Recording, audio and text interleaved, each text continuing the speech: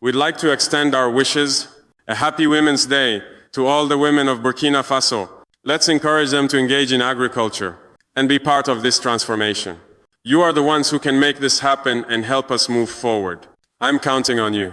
And especially, guide the younger generation, especially the young boys, just as you would with young girls at home. We are counting on you, inshallah. Burkina will be better as we want, agreed. So long live women, and inshallah, your emancipation will be a reality, okay? Thank you very much. I am very happy. And we will do everything to satisfy you very quickly, so that people don't stand guard until all night. Here I was told until 2 in the morning. And then, husbands come to replace them to stand guard. Oh no, that it's not easy. Good luck, and inshallah, we will love this. Thank you very much. Thanks a lot. What if I told you that the future of an entire nation isn't in the hands of generals, diplomats, or foreign donors, but in the hands of 20,000 unpaid women? This is not a story from a movie. This is Burkina Faso today. In the heart of West Africa, a quiet revolution is taking place. Not with guns or protests, but with shovels, wheelbarrows, and a fierce, unbreakable spirit. Burkina Faso, once one of the poorest countries on earth, is showing the world what true nation-building looks like, led not by politicians or soldiers, but by ordinary women, mothers, sisters, wives in the family, or maybe female students. Under the leadership of Captain Ibrahim Traoré, these women have taken up the call to build their country by hand. Volunteering without pay, they are constructing roads, schools, and vital infrastructure that many said could never be done without foreign aid. Therefore, if you believe the story of Africa's rebirth is just beginning, stay with us to the end. This is a story of hope, courage, and the power of people who refuse to wait for someone else to save them. In Burkina Faso today, a movement unlike any other is reshaping the very fabric of the nation. Over 20,000 women mothers, students, traders, and grandmother shave put aside their daily lives and chosen to volunteer their labor in building the country's future. This isn't a paid job or a political stunt. It is a deep, unwavering commitment to their homeland. Across the dusty roads of Kayatu, the farmlands of Banfora, and the bustling markets of Wahiguya, these women are mixing cement, carrying bricks on their heads, and laying the foundation for something greater than themselves. They are constructing rural and intercity roads that reconnect isolated villages to towns for the first time in decades. They are building fences around schools and clinics, creating safer spaces for children to learn and grow. Drainage systems are going up to protect communities from deadly floods during the rainy season.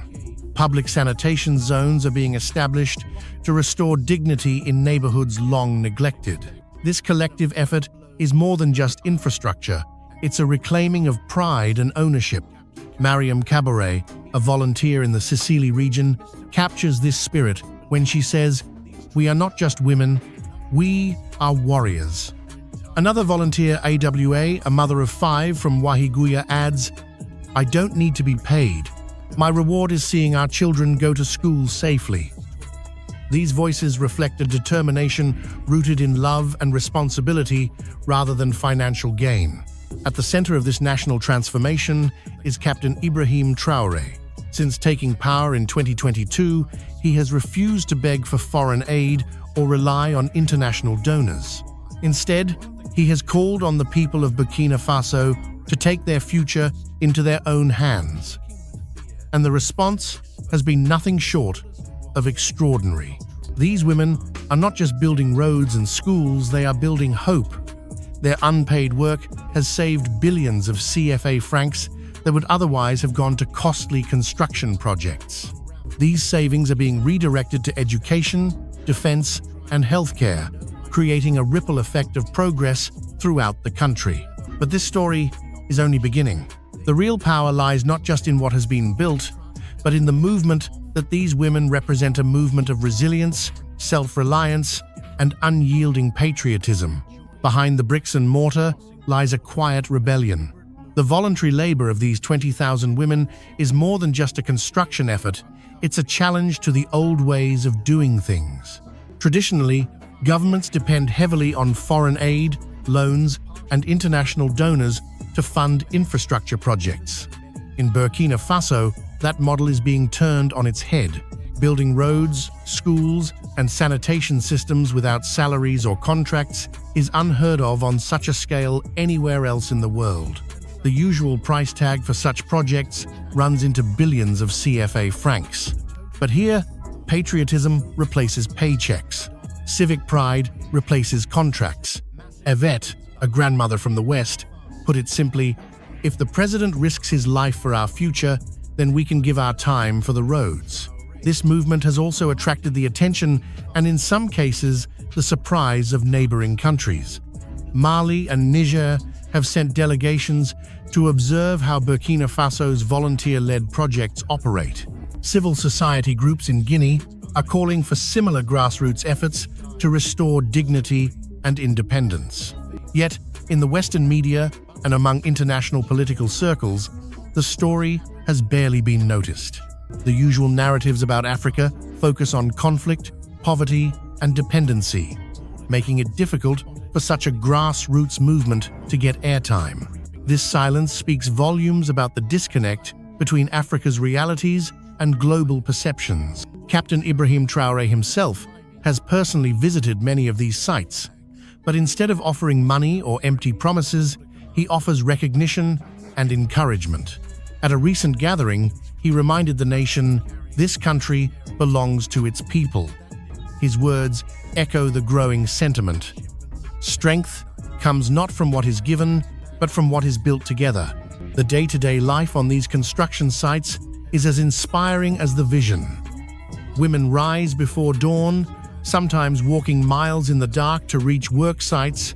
They sing songs of resilience and hope as they mix cement and lay bricks with their own hands. The work is exhausting, the sun relentless, but the spirit is unbreakable. While the world watches in silence, Burkina Faso's women continue to make history quietly but powerfully. Their voluntary work has become a symbol of resistance, not just against terrorism and economic instability, but against decades of foreign dependence and broken promises. The international community's muted reaction contrasts sharply with the enthusiasm from within the region. Women's groups in Mali have requested training to replicate the volunteer model. Youth movements in Niger study how Burkina Faso organized thousands of volunteers without coercion or financial incentive. Across West Africa, civil society leaders see in this movement a blueprint for reclaiming agency and dignity. Back home, Captain Ibrahim Traoré's leadership is increasingly linked to this grassroots awakening. He often recalls the legacy of Thomas Sankara, Burkina Faso's revolutionary leader of the 1980s, who championed self-reliance and women's empowerment. Though many volunteers were not alive during Sankara's time, his spirit lives on in their work. The government has begun formalizing support by providing tools, safety equipment, land certificates, and business licenses to the women-led cooperatives. Ministries are encouraged to adopt similar volunteer programs, signaling a systemic shift. This movement challenges the conventional definition of governance, shifting power from top-down political structures to a bottom-up, community-driven model. It's a reminder that true sovereignty comes from within the people, not external forces. In a world often fixated on headlines of conflict and crisis, the silent strength of Burkina Faso's women offers a hopeful narrative. They are not just building infrastructure, they are building a new nation, brick by brick, hand by hand, heart by heart. The impact of this movement on Burkina Faso's social fabric is profound. At its core, it is a story of unity, a nation coming together through the hands of its women to reclaim dignity and independence. For communities long isolated by poor roads or terrorist threats, the newly built rural roads are not just paths, they are lifelines reconnecting families, markets, and schools. Beyond the physical infrastructure, this movement has sparked a civic awakening. Hundreds of women are being trained in construction skills like masonry, carpentry, and surveying. creating a new generation of skilled laborers and community leaders. Youths shadow volunteers, learning trades that may offer stable futures beyond subsistence farming or informal markets. This transfer of skills strengthens communities' resilience and reduces reliance on foreign aid or outside expertise. It nurtures a sense of ownership and pride that traditional aid programs have often failed to foster. As one volunteer said, "We are not waiting for help, we are the help." The sense of collective accomplishment has lifted public morale.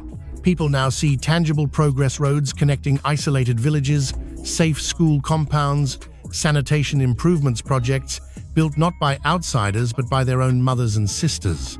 This visible change fosters trust in local leadership and creates momentum for further civic engagement.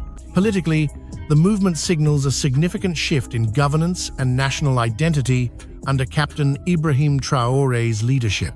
The government has moved beyond mere rhetoric, actively supporting the women's cooperatives with tools, safety gear, land certificates, and business licenses. This formal recognition empowers volunteers, turning a grassroots initiative into a nationwide strategy for development. Traoré's approach rejects dependence on foreign aid or IMF loans. Instead, he calls for sovereignty rooted in the people's hands, echoing the revolutionary ideals of Thomas Sankara. The government's support reflects this vision, fostering an environment where citizens are not passive recipients but active architects of their country's future. This growing national pride challenges traditional power dynamics, empowering ordinary citizens, especially women, to take central roles in rebuilding their nation. It also sends a clear message internationally. Burkina Faso will not bow to external pressures or conditional aid. Its people are standing firm, united in purpose. The success of this movement strengthens Traoré's political standing at home and signals a new model of African leadership, one grounded in grassroots empowerment, national dignity, and resilience. The consequences extend beyond politics into a renewed cultural identity, where community, service, and pride become the cornerstones of a reimagined Burkina Faso. To many Americans, the idea of unpaid, voluntary national labor might sound like something from a distant past, perhaps the days of Rosie the Riveter during World War II, when women across the United States filled factories to support the war effort. But what's happening today in Burkina Faso offers a powerful reminder of what's possible when a nation believes in itself. In a time when political division and disillusionment run deep across the Western world, the story of 20,000 women working side by side without pay, without demand forces us to reflect what would happen if communities across America rediscovered this same sense of purpose. Not for profit, not for political gain, but for the common good. Burkina Faso is offering more than a development model, it's offering a moral lesson. When leadership inspires from the bottom up, when people feel seen and empowered, extraordinary things happen. These women aren't building for credit or contracts, they are building for their children, for their dignity, and for their legacy. Captain Ibrahim Traoré's refusal to depend on international donors echoes a deeper truth. Sovereignty begins when citizens take responsibility, not when politicians negotiate it. His model challenges the Western idea that development must be bought, borrowed, or imported. In Burkina Faso, it is being built from zero and empty-handed. Yet, most Western media have remained quiet.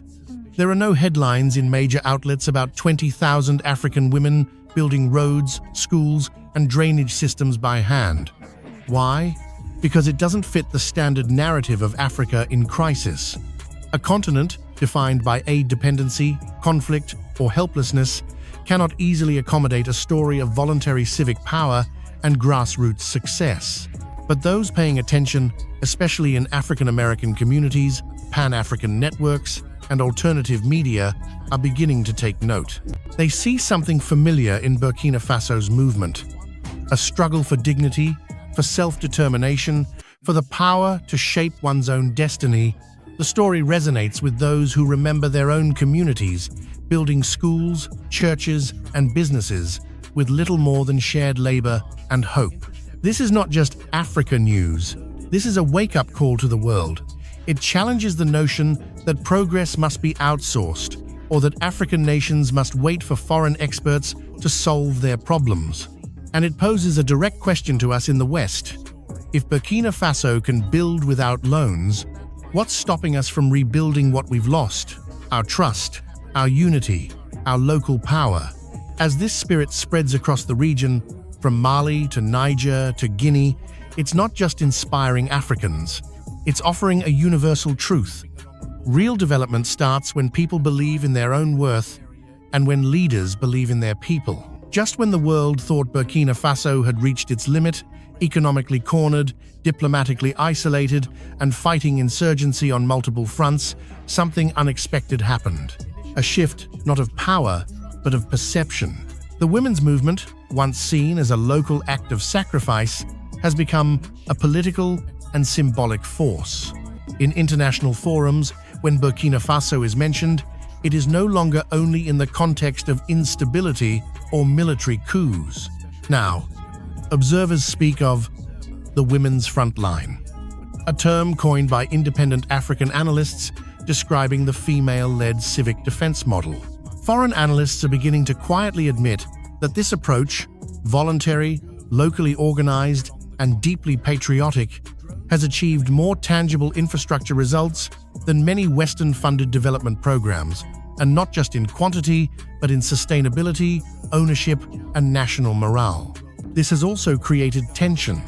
International NGOs, used to directing the narrative on African development, now find themselves sidelined. Western policymakers who once dismissed Traore as an inexperienced populist are now confronting a different reality. He may be shaping a new post-aid doctrine for Africa, one that favors internal strength over external dependency. And that doctrine is being built by women. What makes this movement even more powerful is that it is not being led by generals or politicians. It is being led by the invisible hands of African womanhood.